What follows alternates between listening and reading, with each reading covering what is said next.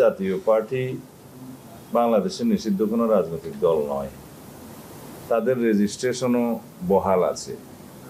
তাদের বিরুদ্ধে মানবতা বিরোধী অপরাধের কোনো মামলা পার্টি হিসাবে জাতীয় পার্টির এগেনস্টে এখনো পর্যন্ত দায়ের করা হয়নি।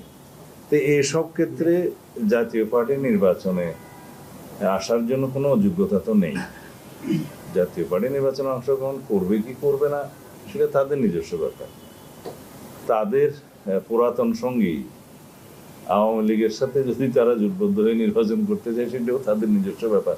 তবে আওয়ামী লীগের তো কোনো রেজিস্ট্রেশন এখন নাই নির্বাচন কমিশনে, মার্কাও নাই, এবং তাদের বিরুদ্ধে, তাদের নেতৃবৃন্দের বিরুদ্ধে মানবতা বিরোধী অপরাধে এবং গণহত্যার অপরাধে বিচার চলছে। অনেকেই বাকি আছে, তারাও হয়তো বিচারের আওতায় আসবে। এবং দল হিসেবে আওয়ামী লীগের বিরুদ্ধে তদন্ত শুরু হয়েছে। রাজনৈতিক দল হিসেবে তাদের আওয়ামী লীগের বিরুদ্ধে মামলা দায়ের করা হতে পারে শিগগির, যদি এই ইনভেস্টিগেশনটা শেষ হয়। এটা আরো আগে হতে পারতো, কারণ আইন তো পরিবর্তন হয়েছে সেই লক্ষ্যে আরো অনেক আগে। বাট এই বিষয়ে তারা তদন্তটা শুরু করেছে অনেক পরে। তারপরও আশা করা যায় যে তাদের বিরুদ্ধে খুব শিগগির রাজনৈতিক দল হিসেবে আওয়ামী লীগের বিরুদ্ধে মামলা দায়ের হবে সেই আইসিটি অ্যাক্টের অধীনে।